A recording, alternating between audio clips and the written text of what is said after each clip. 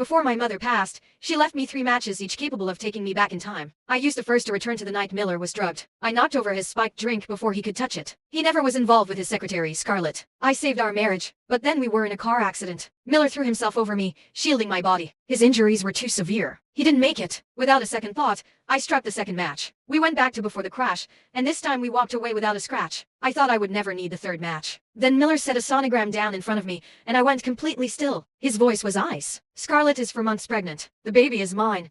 A ringing filled my ears. The fact that I survived that accident means God gave me a second chance, a chance to go after what I really want. You can keep the title of Mrs. Miller. Just stay out of Scarlett's way. I couldn't figure out how Miller still remembered the accident. When did it start? I asked. That doesn't matter anymore. Scarlett grew up with nothing, no stability, no security. What I feel for you now is more like family. The love is gone. I had found out about him and Scarlett on our 10th wedding anniversary. He had written me a desperate letter confessing everything and transferred every asset into my name. In desperation, I had used a match to go back to our 5th year of marriage. So you remember everything. You really did fall in love with Scarlett? Yes. Every time I come close to death, I end up back in the past. After the SATs, you were the one who wanted to run away with me. But Scarlett, she's different. After the SATs, we had promised to run away together. But that night, it was my parents who showed up, not him. Samantha, your dad was right. We're both too young. Give me a little more time.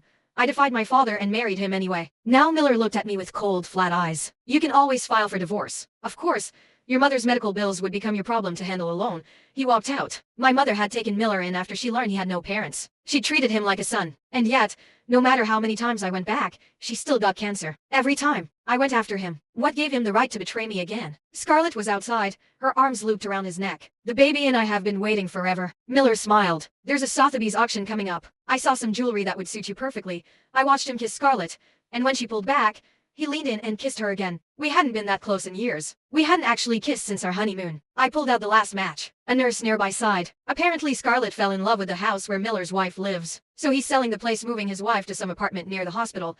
A year ago, Miller told me the company needed capital. I suggested selling our house myself. That house had been our first home. Apparently he even set up a flower shop across from the hospital just for her. Every morning, I stopped by that shop and bought a fresh bouquet. I pushed open the door. The girl at the counter recognized me. You were just here this morning. Another bouquet already? I looked around, the lighting, the layout, all impossibly familiar. Early in our relationship, I dreamed of opening a flower shop. But after we married, my time was swallowed whole. The counter girl spoke suddenly. A sick person breathing in flowers grown with those special nutrients every single day that can't be good for you.